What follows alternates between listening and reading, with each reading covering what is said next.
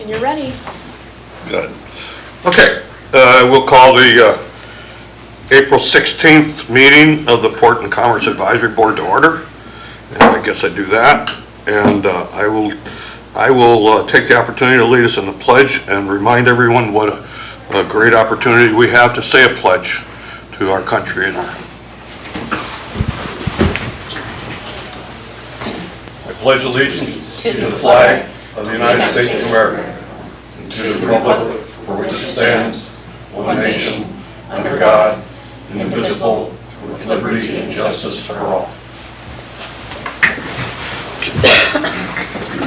Ask the clerk to call the roll. Okay. Roll call for today. Scudder. Here. Regis is excused. Atwood. Here. Smith. Here. Groom. Here. And Chair Jaffa. Here. You have a quorum. Okay. Citizens' comments. If anyone signed in, you'd have precedence. Otherwise, just raise your hand. You'd have 3 minutes. And following Mayor's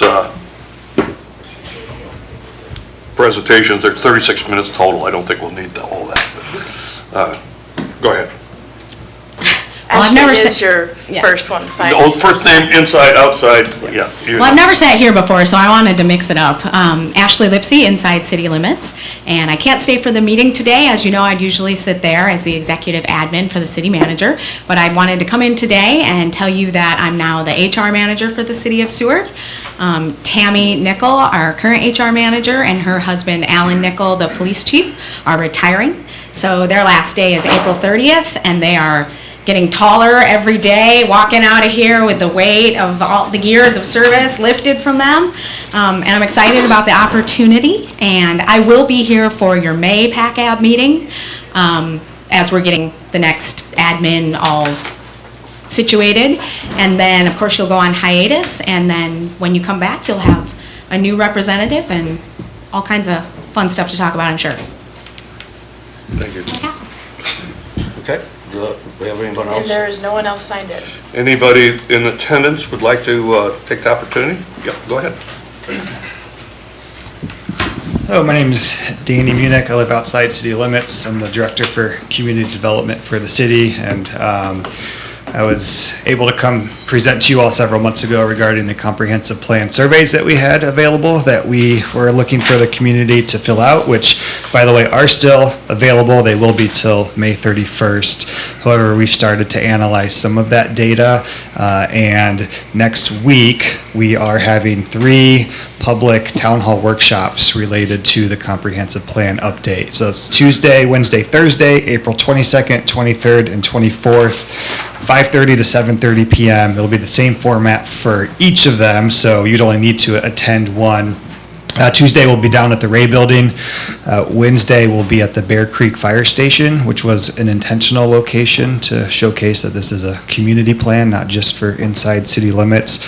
And then Thursday over at the high school. And so essentially, hopefully we've done a good job spreading the word about this update. And we've done several presentations about what it is, but we'll still have a brief, large group overview at the beginning of these town halls of what a comprehensive plan is, why it's important, how it can be used, but then there'll kind of be breakout sessions based on some of the themes that we've received from the initial survey data, because you can be only so general in the surveys without creating an hour-long response to those, and so hopefully we'll be able to get some more specific information, and combining those two, survey results, town hall feedback, we can start to draft the different goals, policies, action steps that we'd like to see in the redraft of this comprehensive plan. And so please we're just trying to get the word spread, encourage the community to come out, and if you could help us do that, I'll leave a couple of these here over on the side as well, but I'm happy to answer any questions. It's really not a question and answer. I would ask you to explain how you could access the survey information without using this scan code. Oh, sure, yeah. The survey's on the city's website, our office, community development. If you go there, there is a specific link for the comprehensive plan. And so there's 4 surveys, and again, they'll be available through May 31st. We're actually putting a second round of postcards in everyone's P.O. boxes this week as well, which will have the QR code and website on that information as well. Any question? Okay, thanks, Dan. Okay, anyone else in the audience? Okay. So without any further public comment, we'll move on to the agenda. We have the approval of the agenda and the consent agenda. And on the consent agenda, we have just the minutes of the March 19th meeting. So I need a motion to approve the agenda.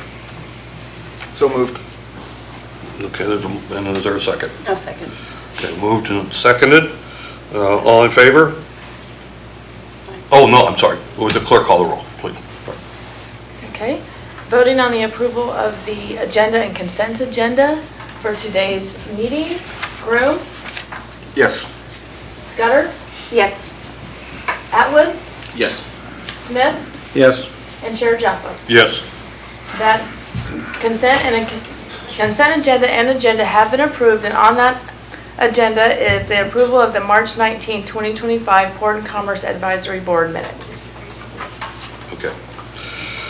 So, with special orders, proclamations, we have none. We have the city manager's report. Ashley's not here. I don't know if Tony, if you Yeah, fill in. I would love to speak to that. Thank you, Chair. Just a couple of quick things to kind of highlight within the report. There's a more detailed report for you guys in your packet, but a couple things to pull out from that. Cape Head will have their meeting on the 24th at the Cooney Chamber between 9 and 4 for those interested in discussing topics from energy, workforce development, and healthcare. You can find more information on their website at capehead.org. The library is still offering their digital workshops through the month of April on Wednesday, and their Saturday matinee movies on Saturday. I'm sorry, their Saturday matinee movie as well.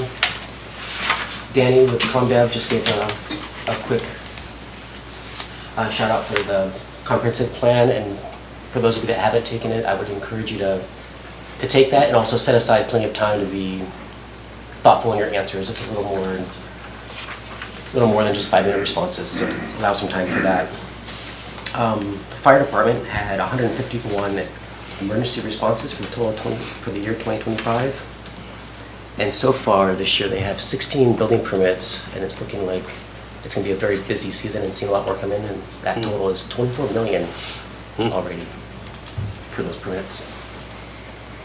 Parks and Rec is wrapping up their leagues, moving their campground, prepping for the upcoming season. Parking, the notable pull-out from that one is permits will start for May 1st. So if you need a parking permit, you can find that at cityofseward.us/parking. It's kind of the same for Public Works. Seasonal duties are underway. Weather's hampered that a little bit. I'll let Taylor touch on the electric department here when it comes up if you'd like to. And kind of same thing within the harbor. We're seeing an uptick in our seasonal activity with the weather trying to warm up and break out. Boats are starting to move around a little bit, and we'll look at turning water on in the harbor here as soon as the weather allows. So that's pretty much it within our report. Okay. Questions? Melissa? Yes. Thank you, Chair Jaffa. I'm just wondering, Tony, if you can give us a little bit of a update on what's going on with the Coast Guard. I know with the Mustang being decommissioned, are we still looking at Coast Guard coming to Seward? And my understanding is they bought some property and they're talking about building. There has been a lot of discussion, I know, floating around out there also. And so, as you know, yesterday they decommissioned the vessel, and they'll be leaving here at the end of the month. They have purchased property over at SMIC. And at the first of the year, I met their design team. We did a walkthrough, and they are moving forward to continue with that project and move the new FRC Sentinel class vessel over there. Okay. It may be a little bit longer now, I think, with everything going on in the world. I thought that's kind of the impression I got yesterday when speaking with them on site, but maybe 3. Still in the works, though. Absolutely. They haven't pulled out of Seward completely yet. Yep. Okay. Thank you. Other questions? Ed?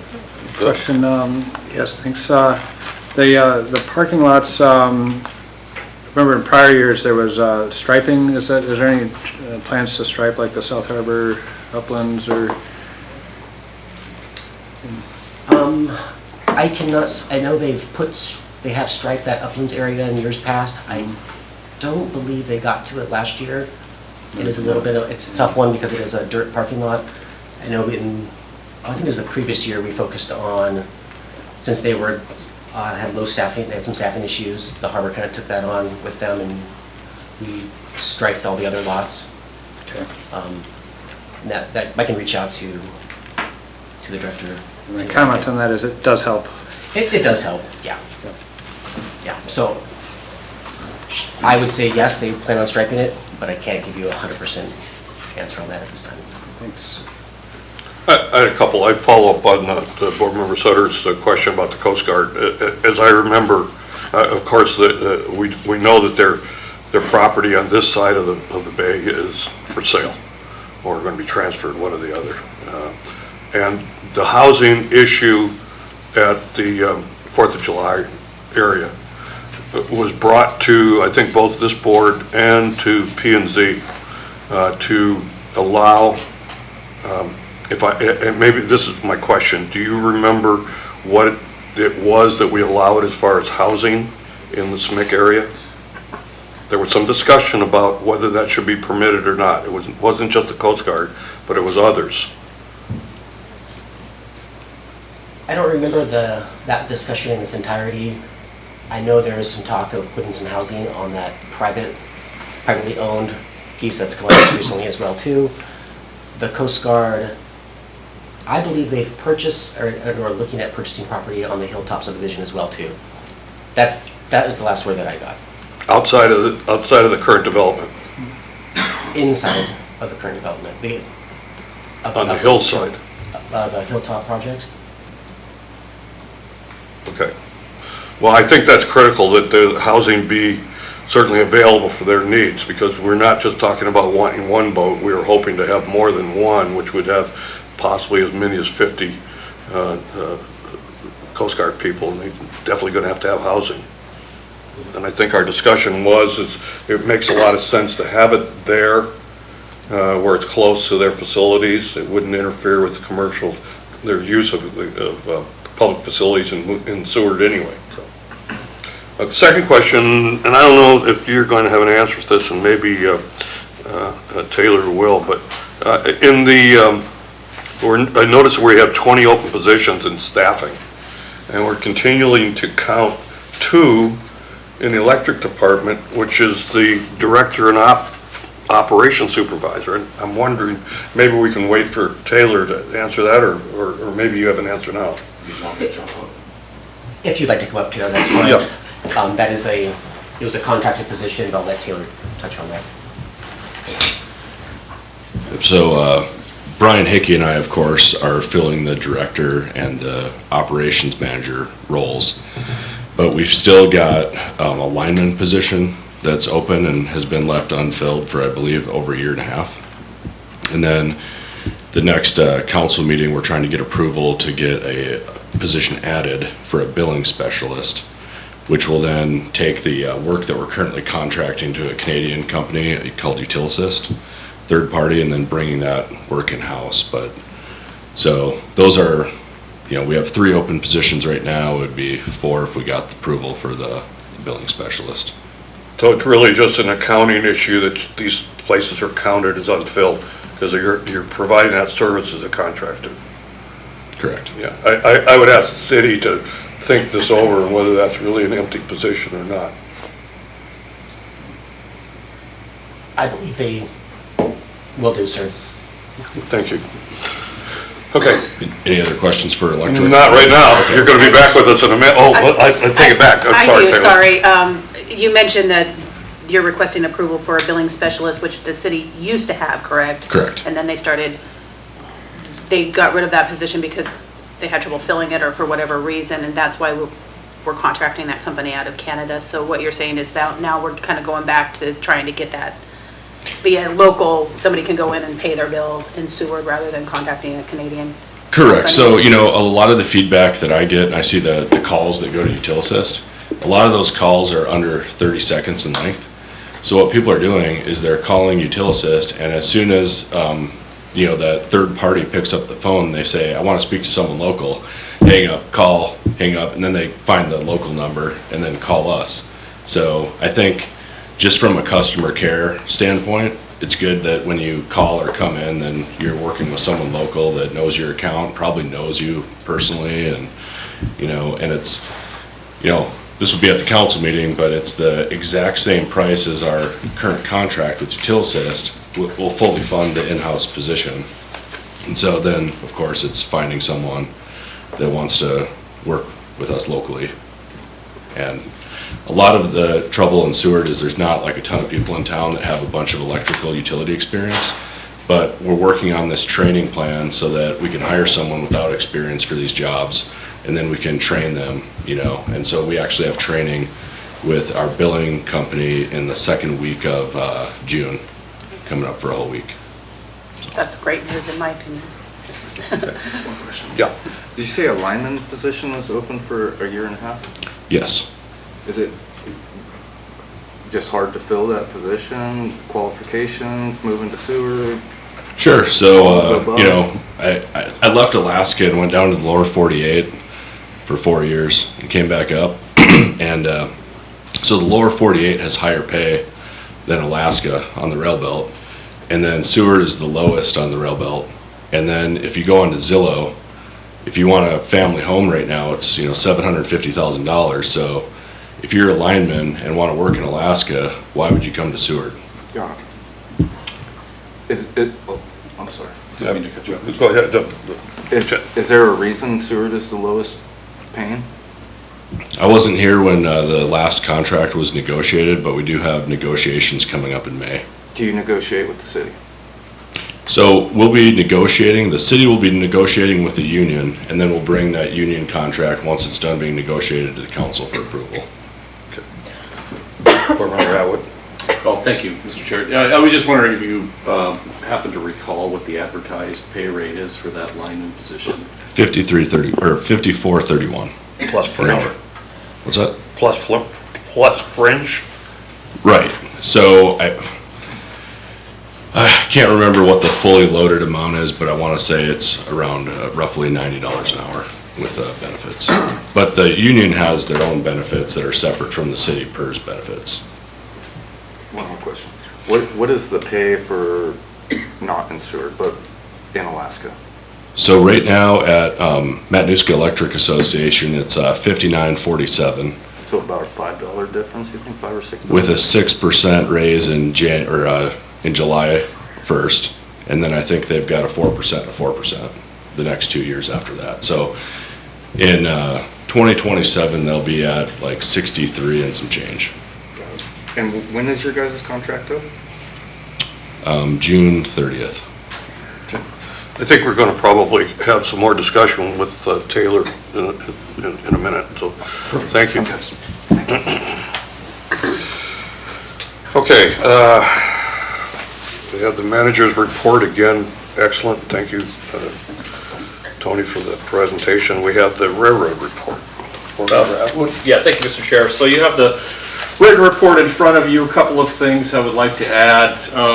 We're having some weather right now, so you could see some vessel delays, but we're currently looking at our next substantial pipe ship on the 24th. We have a cruise season coming upon us. The first ship will be the 26th of April. One thing I wanted to mention is a potential plaque exchange ceremony for the new Viking Venus, which is being introduced in this market.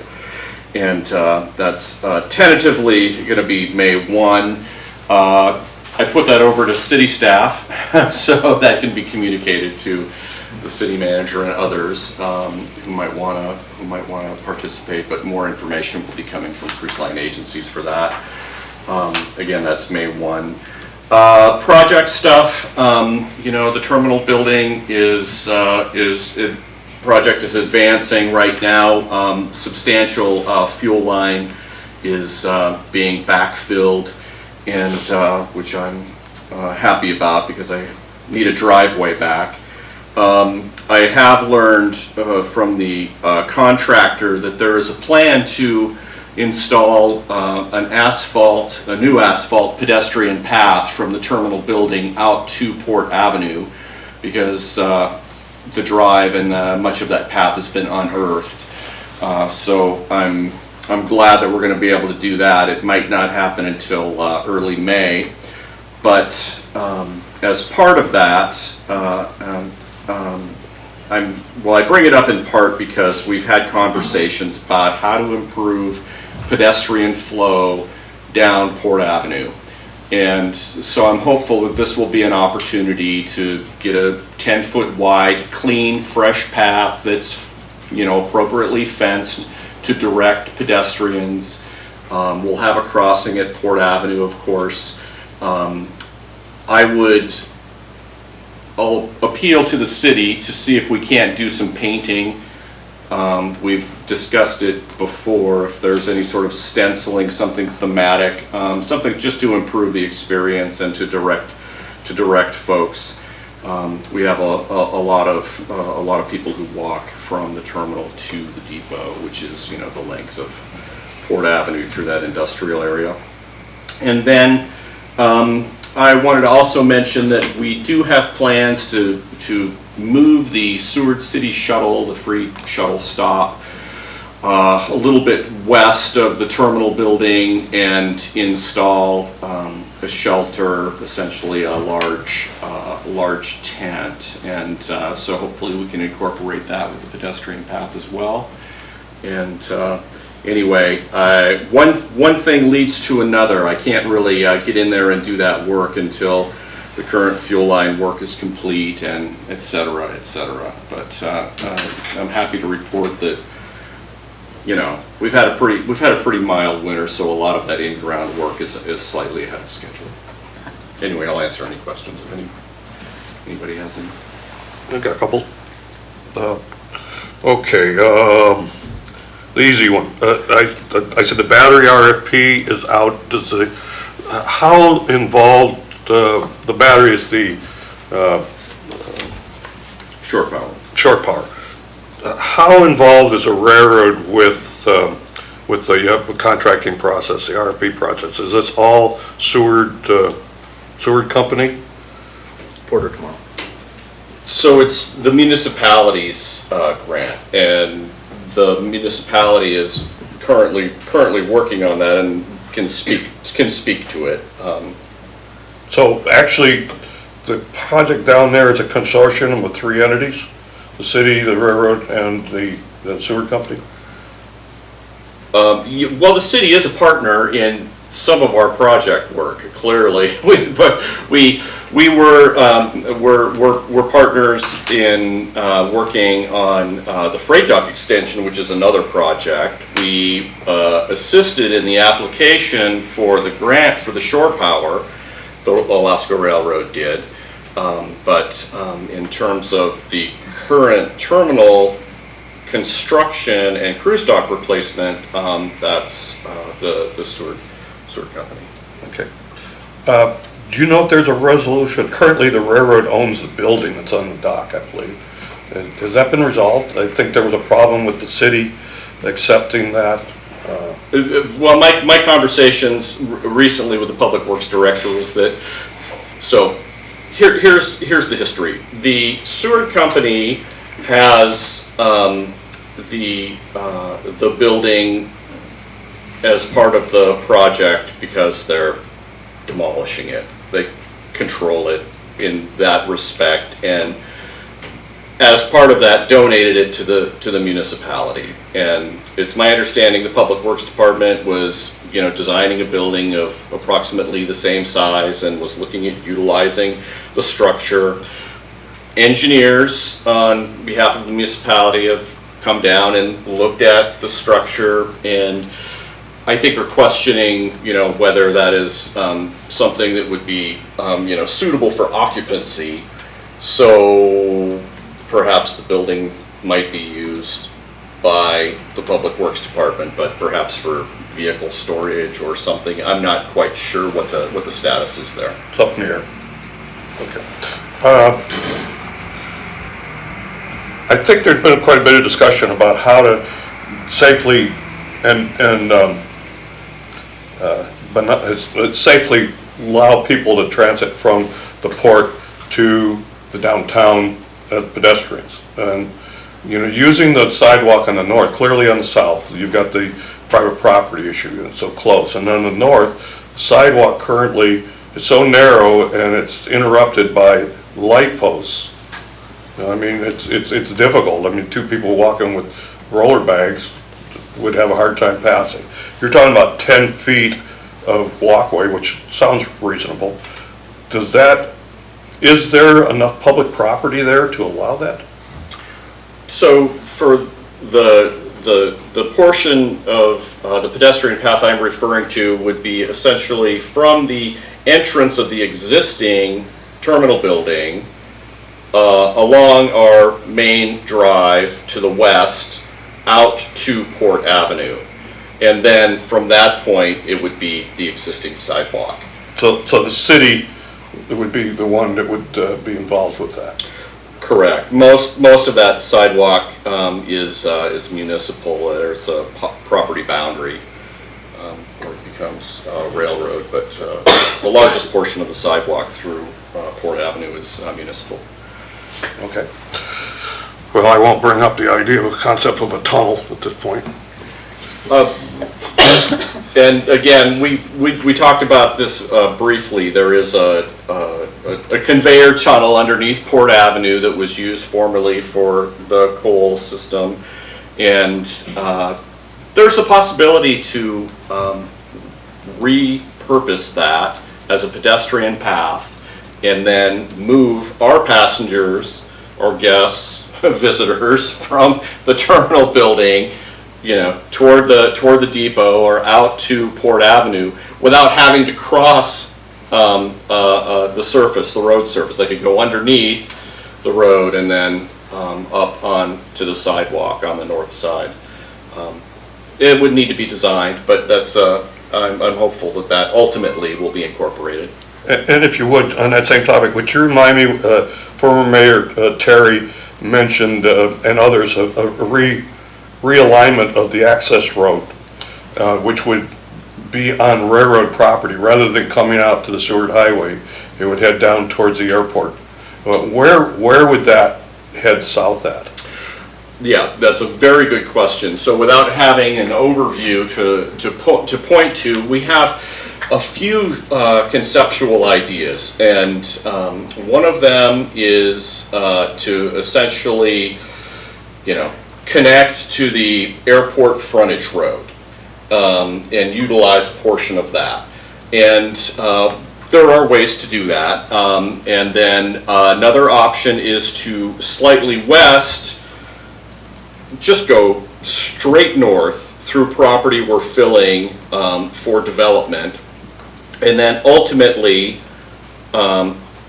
reach out to the Seward Highway where there are fewer tracks to cross and where you would have adequate sight triangle and acceleration lane.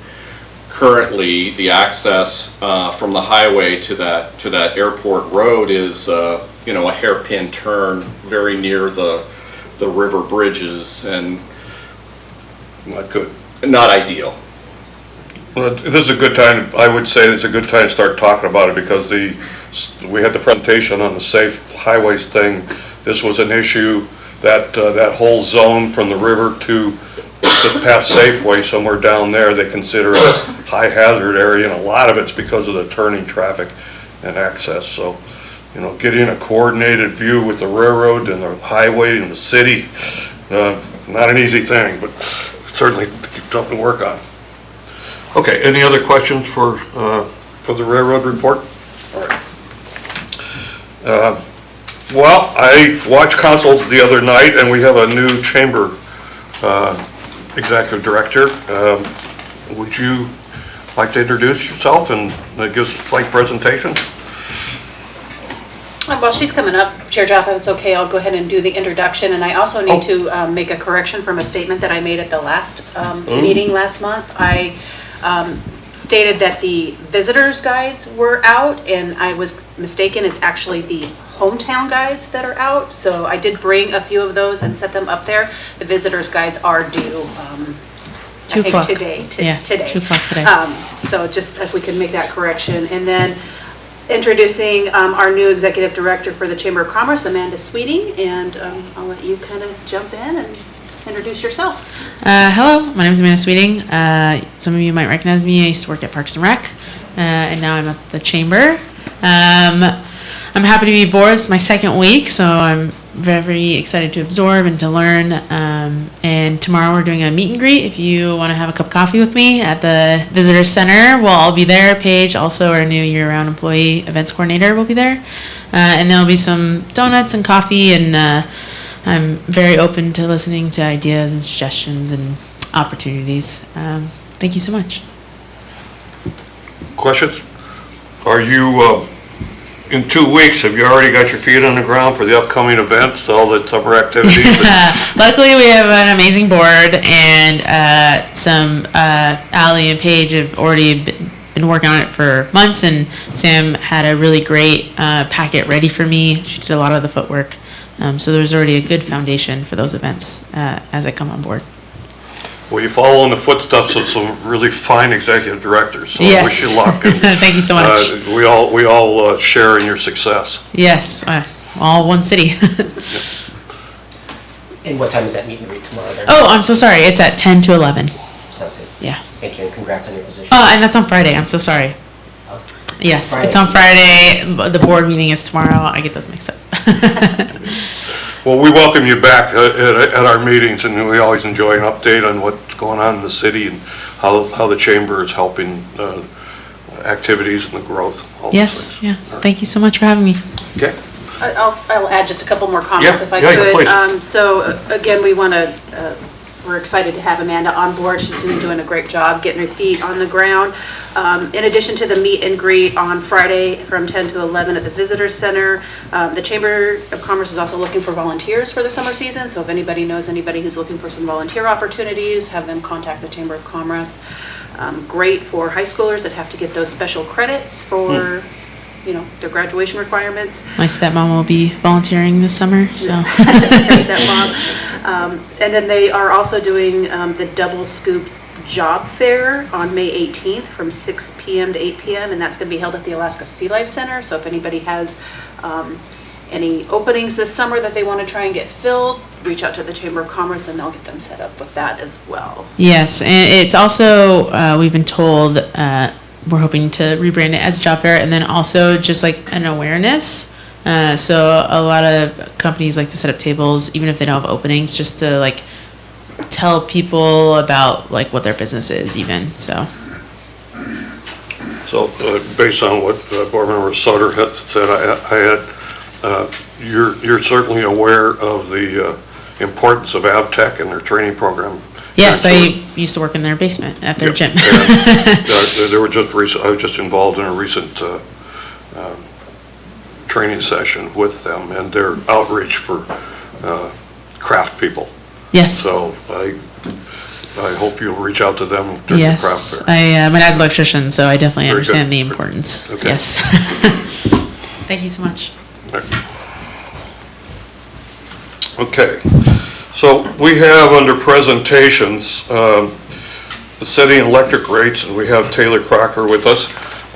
And I would ask Taylor to lead us through the presentation, and then we probably will have some questions and answers. So the floor is yours. So,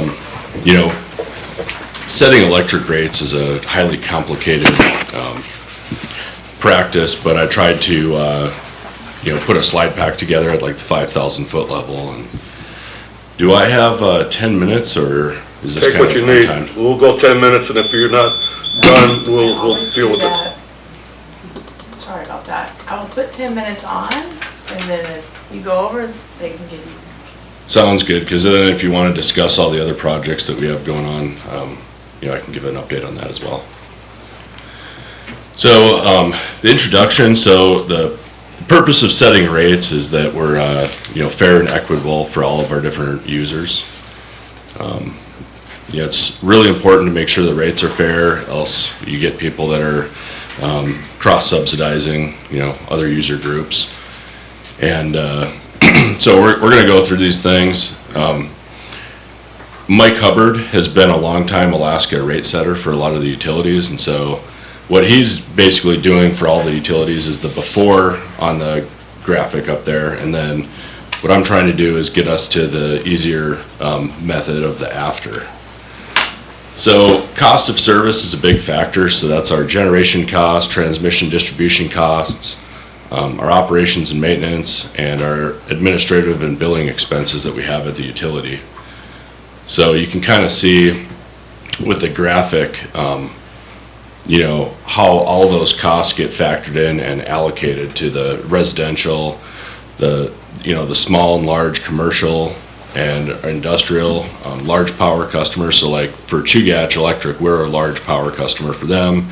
And then you can also have other groups, such as like irrigation if we were down in Iowa or whatnot. Load profiles and demand analysis is super important. So we need to figure out where our peak demand is, because we actually pay half of our transmission costs go to demand at Chugach. And so when we're thinking about, I think heat pumps is the perfect example. So if we set a special rate and everyone in town went to heat pumps and that increased our demand, it would actually increase our costs of power from Chugach. And that might end up getting subsidized by the other user groups. So you have to figure out where your demand's at. Seasonal variations, depending on what area you live in. In Seward, we have a lot more use even at the residential level in the summer for some reason. A lot of places it goes up in the winter. So like if you're in Anchorage, you see the highest usage in the winter, but we have to track those patterns to kind of figure out the best way to create that load profile. And then this graphic I have over there, it kind of goes back to that battery bank, but you can actually curve demand when you have battery storage. And so on a large scale, when the cruise ships aren't in town, we're hoping we can use these batteries to curb our demand system-wide. But on more of a micro scale, I'm working with the Flamingo, and they want to curve their small business demand with a battery bank, so that their batteries would basically discharge whenever their restaurant is hitting that demand peak, to lower the price per kilowatt that they have to pay for demand, which right now I think it's $26.93. It might not be 100% on that number, but that's per kilowatt at the highest kilowatt rate for your month when you're on a demand billing cycle. And then you can see then where there's the dip, that's when you charge the batteries. So you don't want to charge your batteries and increase your demand. So the rate design objectives, we want a full cost recovery. We gotta pay to run the utility. Make sure we have fairness and equity across all the different groups. Encouraging efficiency and conservation.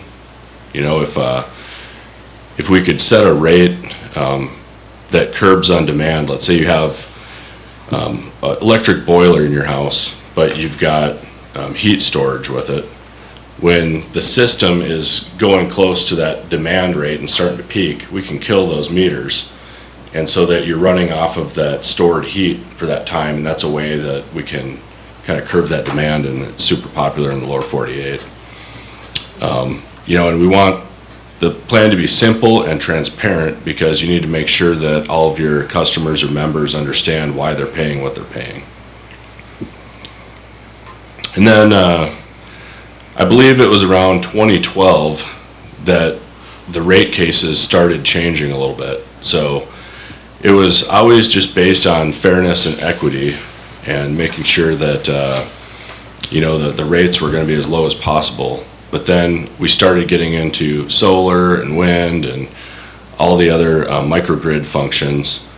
And sometimes if we can, like with electric vehicles, start reducing the carbon that we put in the environment, like that's worth something as well. So then they started adding these incentive programs for efficiency, promoting renewable energy integration and environmental impact considerations to the mix.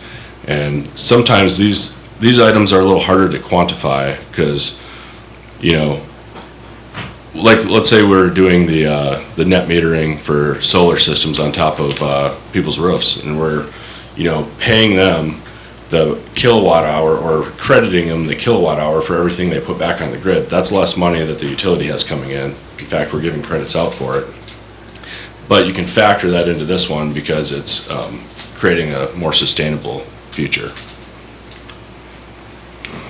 And there's a lot of regulatory and policy compliance that goes into it. So there's local, state, federal regulations. You know, that you gotta have the policy alignment approvals from everyone, and then also meeting the environmental standards, and that's really big in the power generation portion. So going back to making sure the customers are aware of, you know, why the bills are the way they are. You have to have affordability considerations, effective communication strategies with the public, and customer education and transparency. I think probably the hardest user group to work with is that demand charge group for our large commercial. So I'm just using the Flamingo as an example again because they put 25 kilowatts of solar on the roof. Well, that's single phase. So that single phase solar came in, and they've got 3 phases in their restaurant, and one of those phases goes to the apartments above it. Well, so that was lowering, you know, the kilowatt hours used on that one phase, but they still have 2 other phases that are being used. So as far as the utility goes with that setup, they're actually lowering their vector. So with each phase, you've got 120 degrees on it. And so they were actually paying less demand because they had this one phase that was, you know, connected to the solar. And so explaining like how that demand works and with how it's different than the kilowatt hour to the peak of the kilowatts is a kind of a difficult conversation to have with that particular group, but with good customer education and transparency, then you can, you know, work with the different groups and help them understand what's going into their bills. Competitiveness and market conditions. So this is comparison with alternative energy sources. You know, we're with electric, we're competing against oil mainly and Seward, you know, for heating, and natural gas in Anchorage and other places. There's competitor rate benchmarking, so we want to look at the rest of the rail belt, see where their rates are at, kind of, you know, try to compete with them the best we can, and then adjusting to market trends. I think, you know, that one leads to the technology that's coming out with EVs and heat pumps and solar and wind generation, and in the future, I think what's going to curve the demand the most is going to be battery storage at the homeowner level. And then we've got risk management, so ensuring our revenue stability. You know, we don't want to have a budget that's $1 million off from year to year. And then minimizing financial risks and accurate forecasting of kind of what that future is going to bring. Then this graphic I've got on here is a program called GridX. And one of the steps that we need to implement before GridX is the AMI metering system. But with the AMIs, it's got two-way communication with every single meter on the grid. We can figure out exactly what each user group's using for load, our demand peaks. There's two different peaks. There's a coincident and a non-coincident peak. So a coincident peak is that you might have a user group, we use JEG as an example, so when that ship lift kicks off, our actual system demand starts to skyrocket for a couple minutes and then it'll drop back down. So that one ship lift drives the whole community's demand up. But then a non-coincident peak would be, let's say you have a heat pump at your house that's kicking on every 10 minutes or so, and that the peak on that one heat pump isn't actually pushing the whole demand curve for the utility up. But this GridX software uses AI, and it helps you study different rates. So let's say we wanted to have a heat pump rate, we could punch in what that proposed rate is, and then it would actually model how that would affect your demand and everything system-wide based on, you can put a number of heat pumps at whatever amperage they're running at, but then it's actually showing you what you have currently with all your meter reporting as well. So that's going to help with risk management. And then I kind of talked about it a little bit already, but that the AMI install, the AMI software helps immensely with rate studies, because you can contrast different models and stuff, and you can run all sorts of studies in it for rate setting. And then we'll get better data for each one of our user groups, whether it's residential, small, general, commercial, and industrial. And then that graphic I've got up here is just how the meters work. They mesh together, and then they go into the RDU and hit the wide area network, and then it has the meter data management system, outage management systems, distribution management systems, and there's a kind of an infinite amount of things you can actually do with that data to improve the efficiency of our system. But any questions? I'd like to suspend the regular order of business and ask those in the audience that have any questions, including our two council members, to be an opportunity to ask Taylor any particular question now that he could answer. Yeah, you mentioned heat pumps. Can you kind of dive into that a little further? So why may they not be very efficient in our, is that what you were implying, that they weren't going to be efficient? No, so at our current electric rate, it doesn't compete with diesel. But what they've done in the lower 48 is they set a special rate for heat pumps. So that goes back to that slide on energy efficiency and sustainability. So they determined that from an environmental standpoint, running your heat in your house off electricity is going to put less carbon into the atmosphere. So that weights on setting that rate, because there's like a an environmental function with them. But what we need to study for this is, like, we don't want to set a heat pump rate. Let's say we had like a 10 or 12 cent rate for heat pumps. You don't want other members in the community having to subsidize those rates, but with the study software, you can punch that in. You can say, okay, so I've already got this amount of revenue coming in from our regular base rates. And then if people actually installed these heat pumps, that would actually bring in additional revenue that wouldn't actually affect anyone else's rate. But where it gets tricky is figuring out that demand curve. So let's say, half of Seward is running heat pumps at the same time, then the system as a whole is paying more to Chugach for the demand, and then our total costs are going up. And then you might end up seeing some cross-subsidization. And so we just have to model that out and figure out what's going to work. So just to dig in a little further, like, when you talk about demand, I thought we're paying Chugach per kilowatt.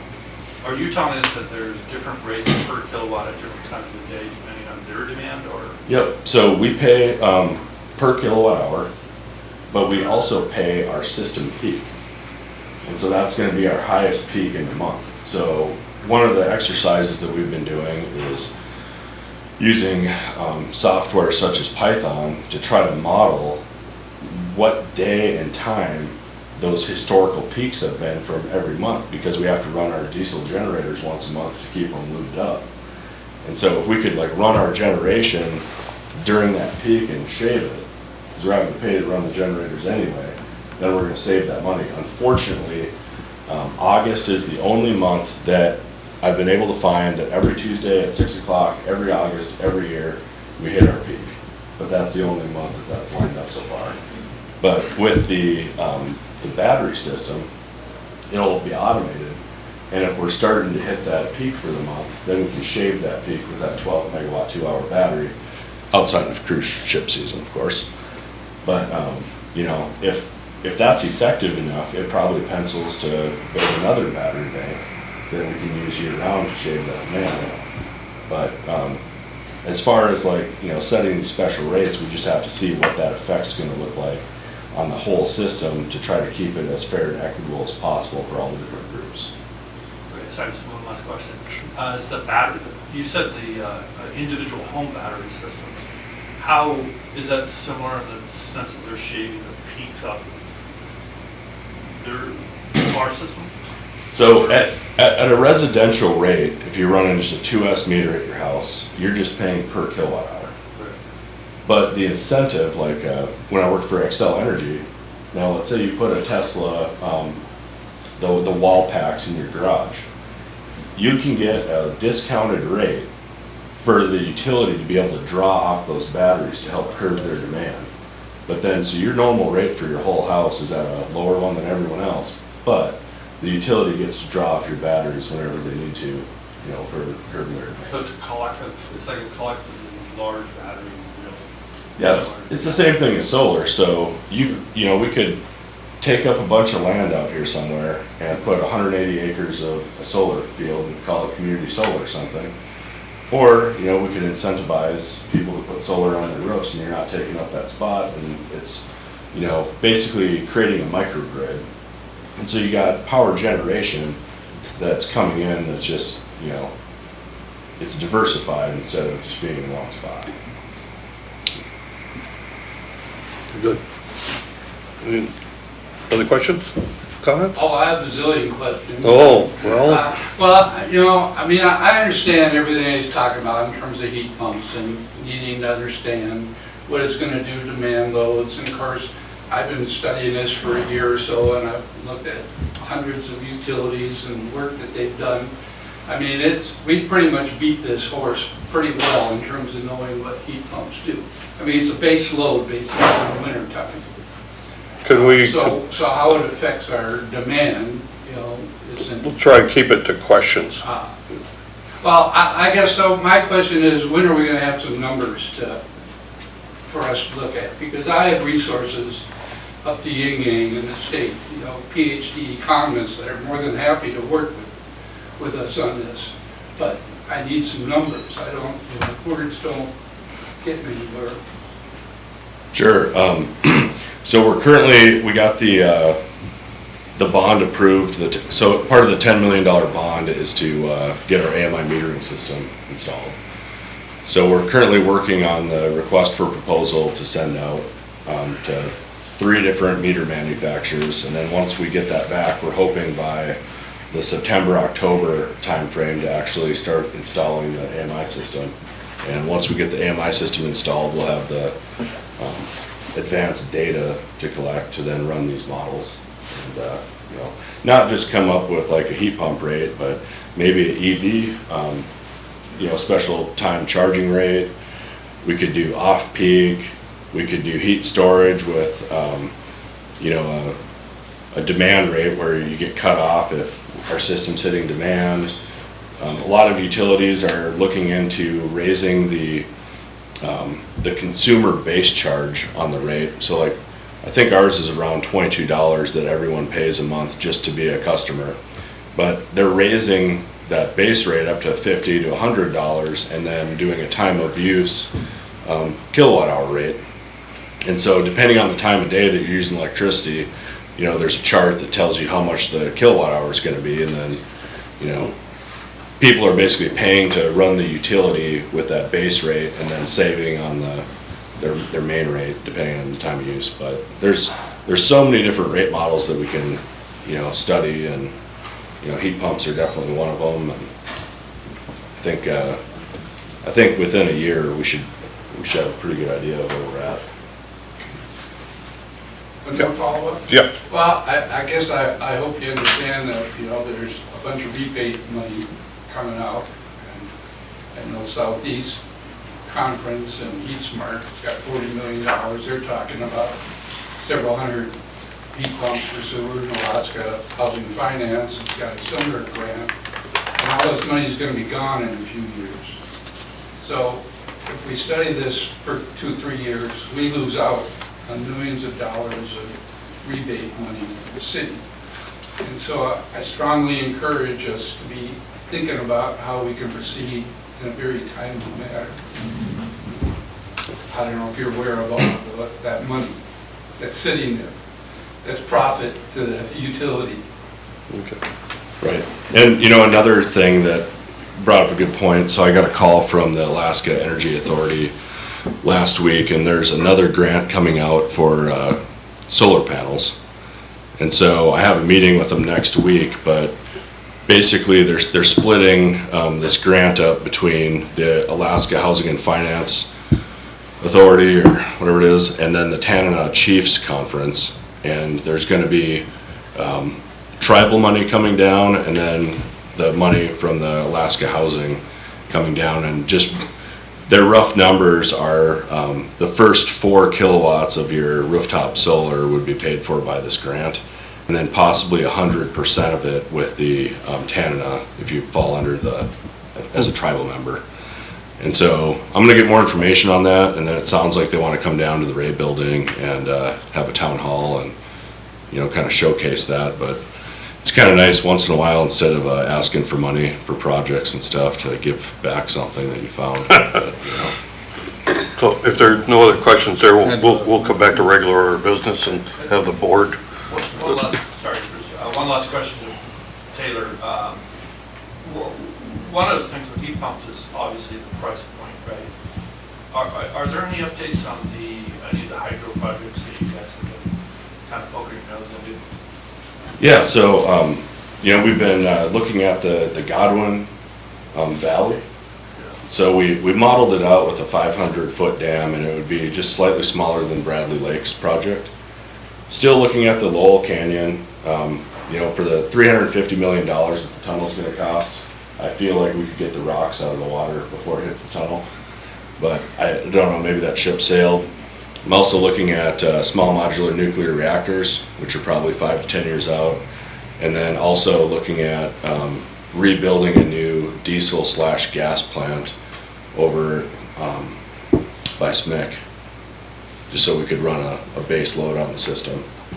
But I know Brian's been talking to some people, and it'd be nice to get natural gas to sewer, part of that larger project. But you know what, a lot of this stuff I think requires a comprehensive engineered study from like HDR or someone to come in and look at all of our generation. But the problem we're having right now is these EMDs that we're running.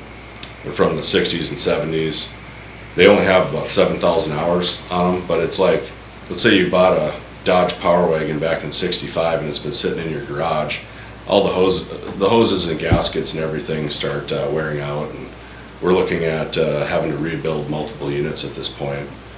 And you know, to refit everything to where we need it to be EPA compliant, and just the machines running reliably and everything, you know, $15 to $20 million of upgrades. So I'm going to bring it back to the board, and what do you call it when you reinstitute the regular order of business? That's what I called it. So I'll ask the board for questions, comments.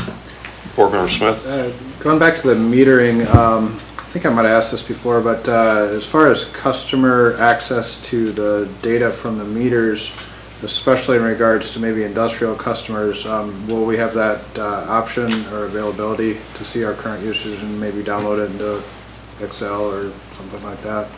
Yeah, 100%. So with the new meter system, and we have to do some upgrades on our billing system as well, but you'll have an app, and so you can just see your real-time use, you know, whether you're on the website or on your phone. I thought that the last time the meters got replaced, I thought they were replaced with smart meters.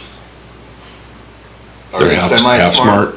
Half-smart? So the AMR meters have one direction of read. So like yesterday was the 15th, so Our cashier gets in the Bronco 2, drives around town with a radio receiver, and then gets all the reads, or most of them. There's 102 that got missed by the reads that didn't. So then the 102, she's out there today doing the manual, just looking at them, writing the numbers down, you know. But the new system, it has two-way communication. Would they be able to sit in the office and communicate with them, or would they have to drive up to them physically? No, we just sit in the office, and whenever we need to do the reads on the 15th, we just hit the button on the software and it reads all the meters. And you said that was a bond to get that, to do that? It was part of the infrastructure bond. So the infrastructure bond includes finishing the last 2 miles of the transmission upgrade from 69 kV to 115 on Nash Road, and then rebuilding the Long substation, the Spring Creek substation, and then the AMI meters. Boardman Sutter? Just expanding on Board Member Groom's questions on regarding the new meters. My first question is, so you got a $10 million bond, does that have to be paid back, or is it a part of the infrastructure grant funding that came in? No, the city's borrowing money through the bond to pay for this, so we'll be, you know, amortizing it over so many years. So to follow up to that, is that going to be a cost to the consumer?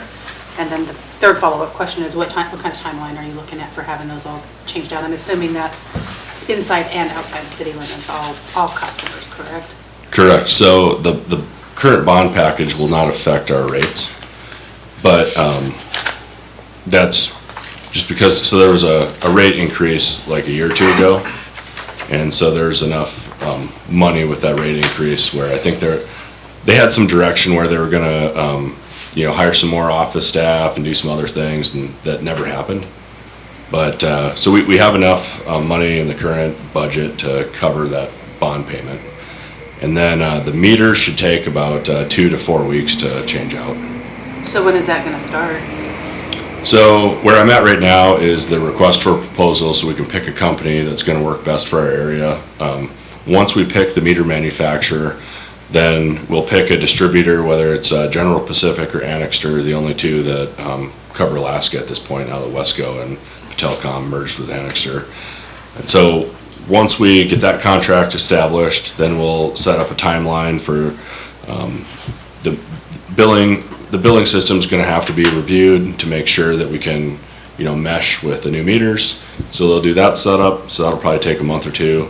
And then the actual meter installs, the contractor will come to your house, take the last read off your current meter, change it out, put the new meter in, GPS the coordinates, and then go on to the next one. And so that process can take between 2 and 4 weeks for our size system. Go ahead. And if I could, just one more question. Tony talked about there being a, I think you said 16 building permit requests inside Seward city limits. I know just from my experience, there's also a lot of building going on outside of Seward. Will they be set up, if somebody were to get power to their property today, for example, would they go with this existing type meter and then in a couple of months from now be upgraded, or will they get one of the newer meters? Yep, so if it's before we finalize the contracts and everything, they'll get an AMR, which is our current meter. And then when we purchase the meters, all the meters will be programmed at the factory and then sent to Seward, and we'll change them all out. But then any building that happens after that point will get a new meter. So we're looking at quite a ways down the line before you start actually seeing any change outs of the meters. We're looking at probably 6 to 7 months from now. Makes sense. Thank you. Okay. Board Member Groom? I have one more, and it's kind of off your topic. I had heard that OBI is not gonna do any fish processing this year. What would that large user group, how would that affect the rest of Seward if they're not using the electricity that they normally use in the summertime? Definitely be a hit to the revenue. Would that make everybody else's bill go up as well, or? I would have to look at their account and, see what their usage is and everything. Because I know when the coal facility shut down, and that was a large user group of electricity, everybody's bill kind of went up a little bit. Now we're looking at another large user group, maybe not working here in town again, so I was just curious on how that would affect our bills for everybody else. I'd ask Board Member Groom, how reliable is your source? Pretty reliable. Okay. Board Member Atwood? There've been a lot of great questions here. There's something fundamental that I need to understand. You talked about this concept of a microgrid, and we have, bidirectional energy flow. And it seemed like in your presentation, you were kind of implying that if you have, say, residential residences producing power, whether, that's solar panel or wind energy conversion systems, if they produce power, isn't that still a net benefit to the municipality? I mean, I'm just wondering about, I'm assuming that there's a retail rate, a wholesale rate. Doesn't the municipality still benefit from those small micro sources being put into the grid and profit from them? So the answer to that would be no. So there's 42 net metered residential accounts right now. And out of those 42 accounts, we rarely see anything that comes back to the grid because they're using everything they're producing. Okay. And so that's just that many kilowatt hours that, we're not making money from, but it's saving that homeowner money. Now, if you're over 25 kilowatts on your solar system, then you would enter a power sales agreement with the city, just like, Chugach Electric, or if in other places on the rail belt, they've got privately owned hydro and whatnot, and then you work out a wholesale agreement with them to purchase their power back, but you're talking like 6 or 8 cents rather than the net, value that you get as a credit if you've got 25 kilowatts or less. And so, Seward's really small, 42 solar accounts is hardly noticeable, on our grid, but in the future, I would think we'd see a lot more of that kind of solar and maybe some community solar, battery storage and stuff like that. And then that's when you actually have to start penciling in what kind of effect this has. Now, grids where everyone's doing that kind of stuff, then you're not making enough revenue from kilowatt hour sales. And so that's when you come up with that customer base rate and you start raising that. So everyone's still paying to maintain the power lines and run the utility off their base rate, and then you'd have like a lower kilowatt hour rate, if that is what you're looking for. Well, it sounds like this is something that's scalable, but we're not there, right? You're talking, it's partly a matter of how many sources, these micro sources, feed into the grid, and then also how much excess is actually produced by those individual sources, right? I mean, it's small stuff is what you're telling me. Yep, so let's say we got, 1,000 net metered accounts in Seward. We would see the effect of that, in our revenue. And so that we'd have to address that through a different, rate class, or like maybe on that customer charge or something, so that everyone else that doesn't have the solar isn't subsidizing the people with the solar, if that makes any sense. But that's just like, you come up with a new model, I mean, technology is going to continue to change, and you just have to keep changing with it, to whatever works the best. Okay, I got a couple. Anybody else on the board? Okay. I'm glad to hear that you have projects like the Laurel Canyon hydro potential. I've been an advocate for going slow and don't challenge the Corps at this point, where they would back this project up for new engineering. But ultimately, water is flowing, and it could be hopefully tapped. You are enthusiastic on solar, although you're hesitant to say it's a benefit, a total benefit, and there's an impact on the electric utility that you're cautious about. I think that's correct. You didn't express any antagonism to solar, so, from what I heard. Okay. the metering, don't take this wrong, we have American sources for these kind of meters? We do. Okay. I am an advocate of American purchase from your pants to your nails, and had nothing to do with the current time. So anytime we can support American industry, we should, and local industry. All right. I'm a little bit concerned that because of the new sophisticated metering, AMI I think you call them, and its ability to track a homeowner's use, and actually the wave of his use, or their use, if that's going to create a confusion or an impossibility for them to read their own charges. If it says 14 cents and they use 500 watts, that's a simple calculator. But if it's a sliding or a variable, is that the way the new bills would be, the variable charges? Not at this point. That's just in the future, an option. So that would be like the time of day rates, which, you know, in Minnesota, they're going to that right now. There's a rate case out, and whether that gets adopted or not, it's kind of up to their rate commission, but that is, the meters are capable of setting those kind of rates, but not that we would do that right now. So our rates aren't going to change when we install the new meters, so we'll have the same customer groups and everything, and then what I'm saying is, like, once we start getting some data in, then these specialty rates for, you know, heat pumps and EVs and stuff are going to be pretty easy to set. Okay. So let me ask you one about the heat pump again.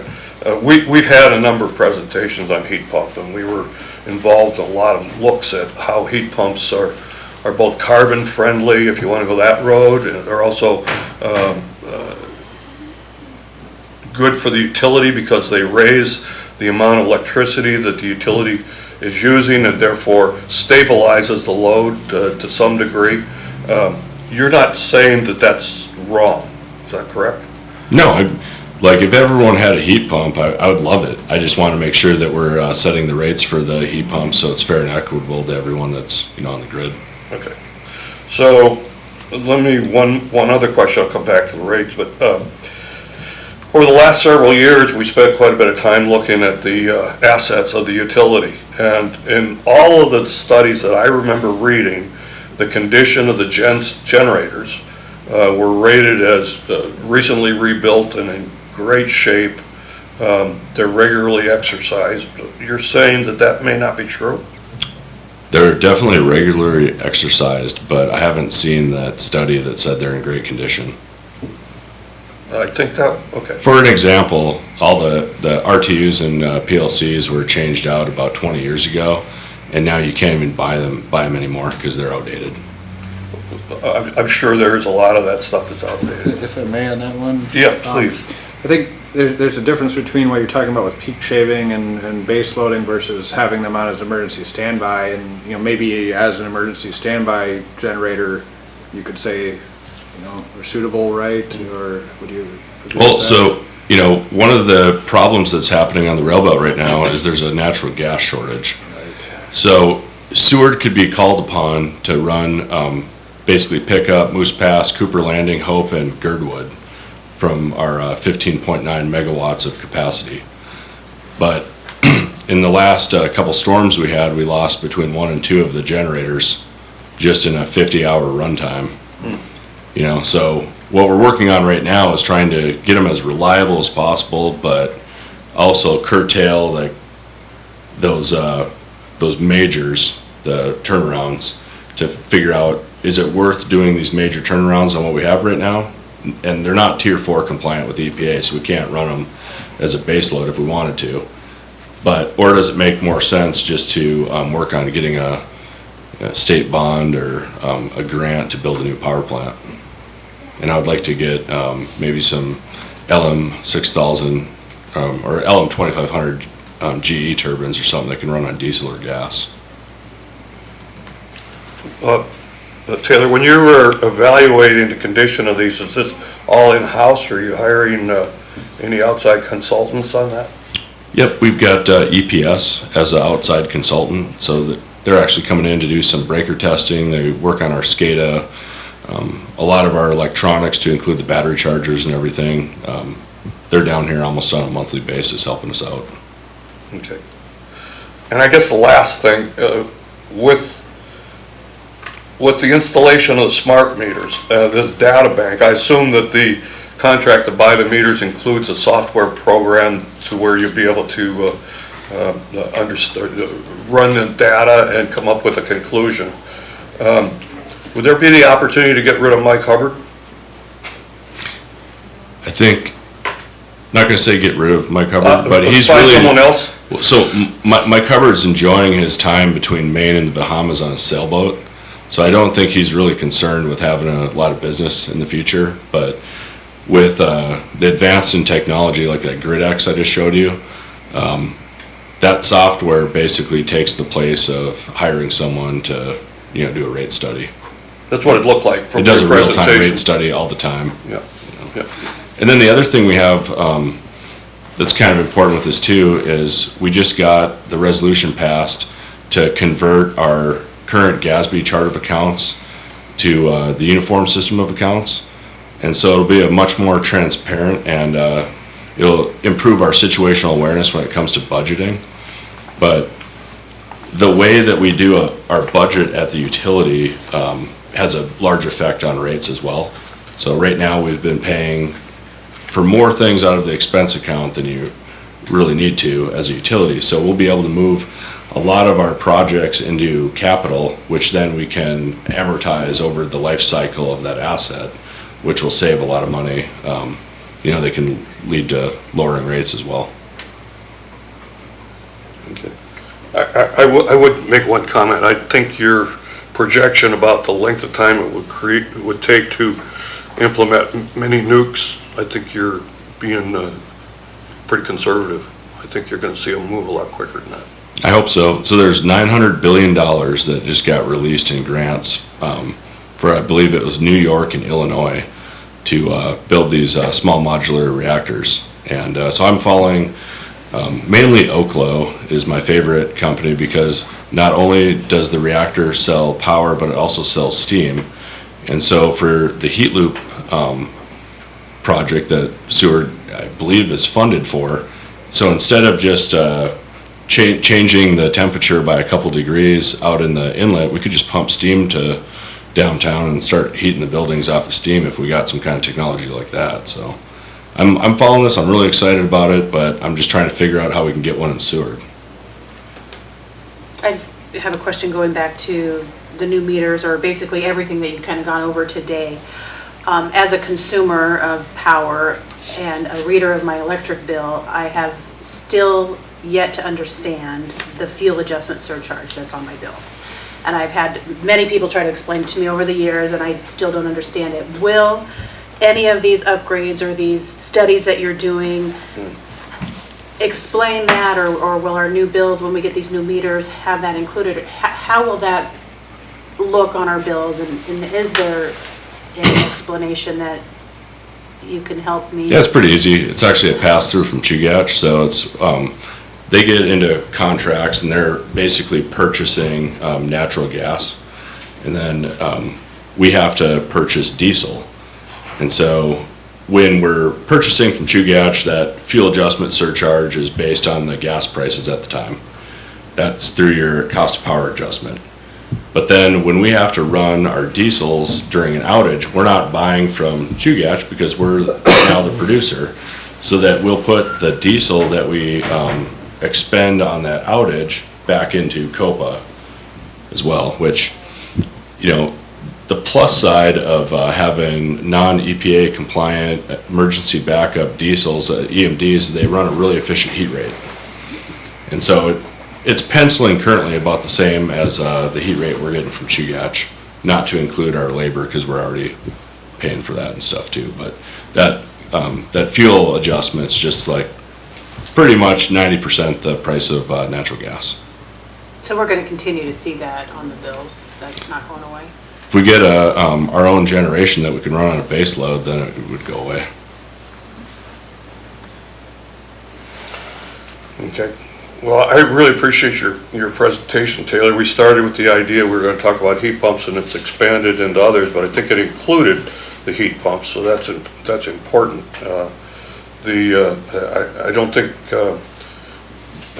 I don't want to get into the engineering of the current system, but I would say that I think you and Brian have brought a professionalism to this system.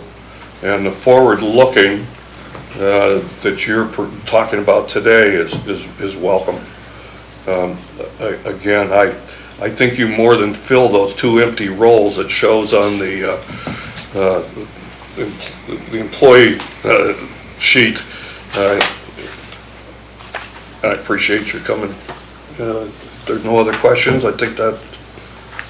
Yeah, I appreciate it, and I just, wanted to add, after leaving Alaska and then coming back, it's like we have like the highest, rates on the rail belt. I mean, when I was in Fargo, it was like 7 cents a kilowatt hour for your residential rate, fully loaded. And I think what we need to do is work as hard as we can to get Seward, so we're, instead of being at the high end of the rail belt, to the lowest end of the rail belt, just for economic development in this town, whether it's, a family trying to survive with a really high-priced home, or businesses that want to come here, such as like smeltering plants and stuff. We just have to drive the price of electricity as low as we can get it, and that's going to drive the economic future of Alaska. So we'll continue to work hard, but that's kind of my long-term goal, so that when my kids, figure out what they want to do after high school, and maybe they want to stay in Alaska and, work a good job. Okay, thank you. Okay, so we return to the agenda. We have no unfinished business.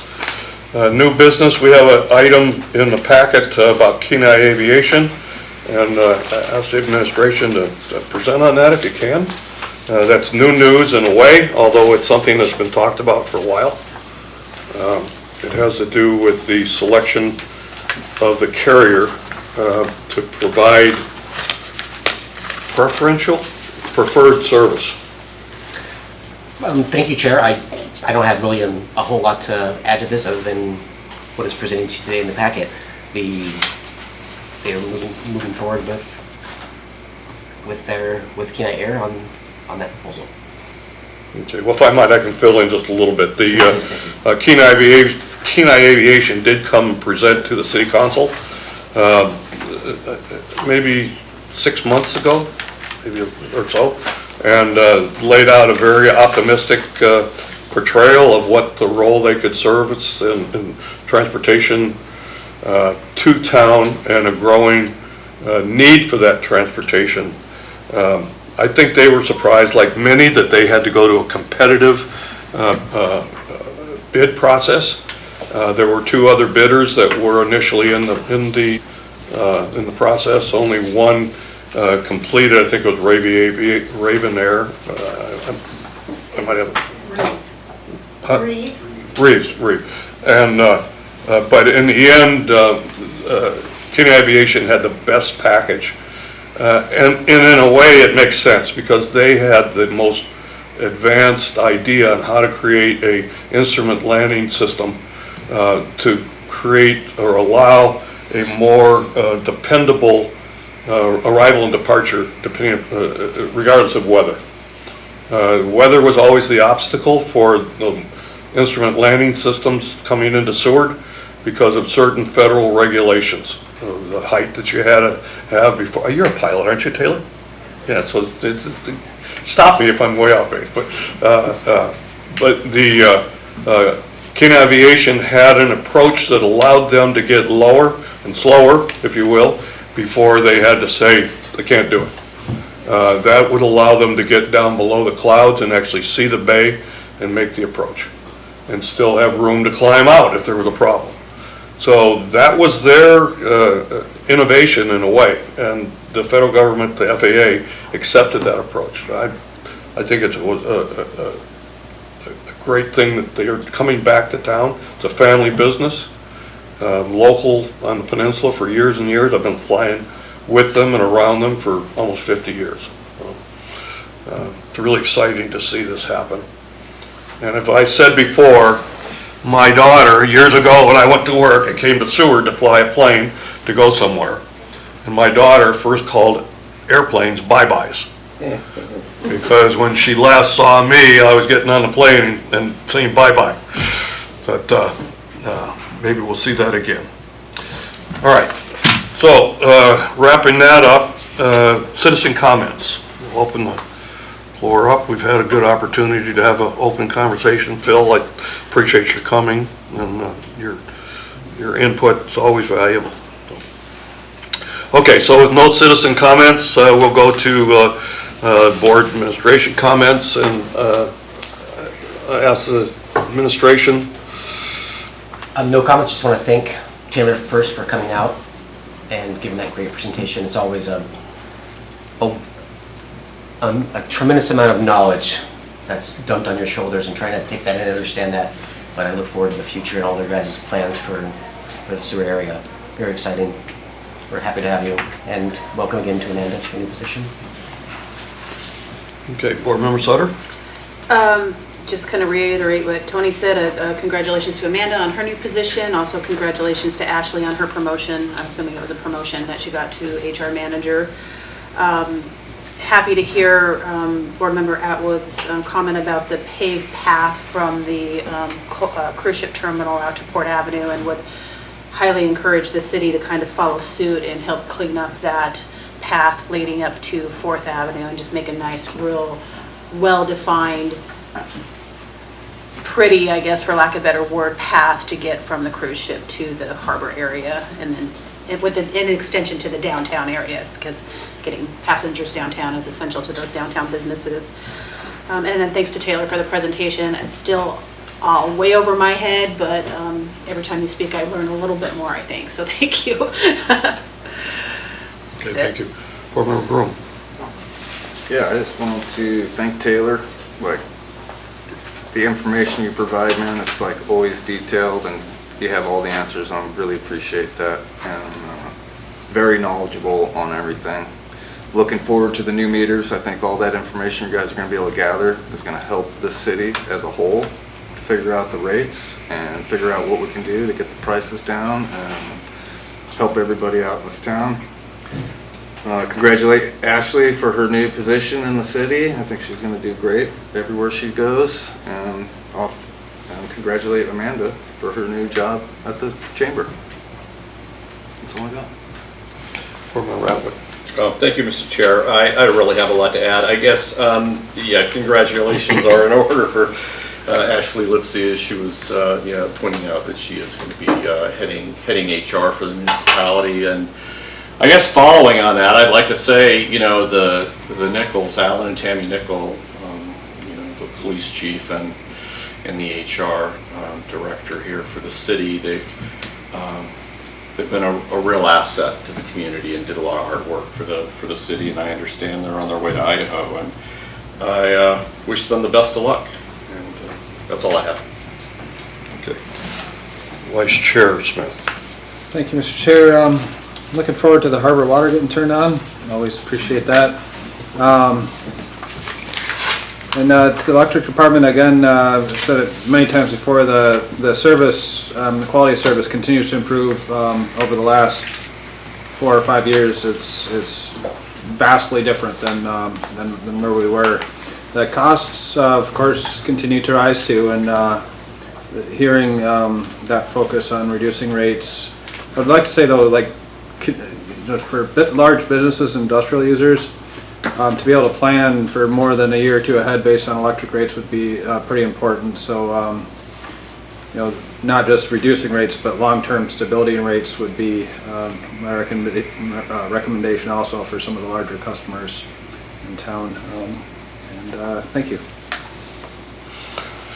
Okay, well, I will parrot or other comments and thank Amanda for coming today, and welcome to Seward's spotlight, and good luck with that. Ashley, of course, has served us really well as our liaison to the administration, and I know she'll do great as she moves forward. The Port Harbor development, I'm really enthusiastic about that. And it's not without some impact.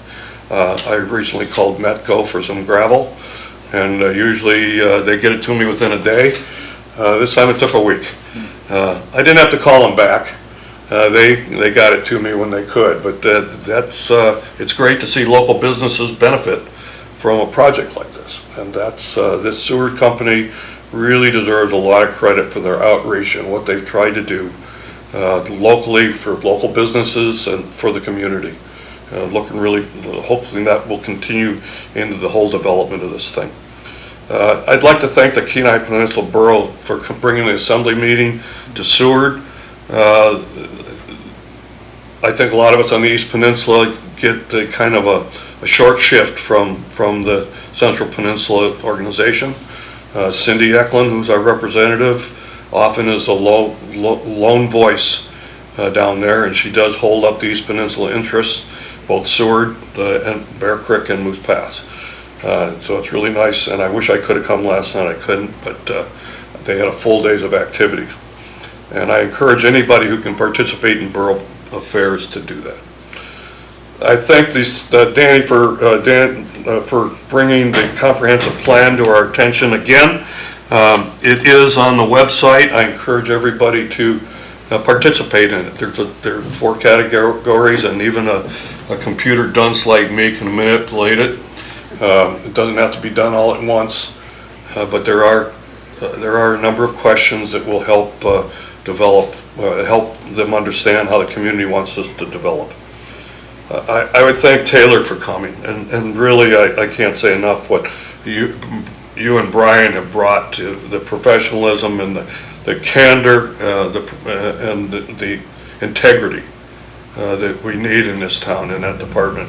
Our harbor master is following in the shoes of one of our board members who brings the same sort of professionalism and attitude. And it's much an attitude that helps this community grow as anything else. I see what you do as socially as well. You know, that you've grown into the fabric of Seward is tremendous. I encourage you to stay with that. The new hospital looks like it's about ready to open. If it's not already, they got trees planted. It should be budding or soon. And I know our current hospital staff is also busy, so we may have a growing medical community here in Seward. And certainly the outreach for that hospital was for the Prince William Sound area as well as the entire peninsula. So it's not it's a plus. It's not a negative. Other than that, I thank you all for coming. There is one position open on PACAB. At least we need at least one applicant. It would be nice to have several. And it's a board like today where we were able to entertain both 2 council members and 2 staff positions from the city and get a lot of valuable, 3 actually, you can count Jody. But it's important that we hear from the community, and this is an opportunity for people to participate in that. So, if there's nothing else, take a motion to adjourn. So moved. There's a motion. I'll second. And a second. Okay, all in favor? All right, we're adjourned, 1:43. Thank you. How's that?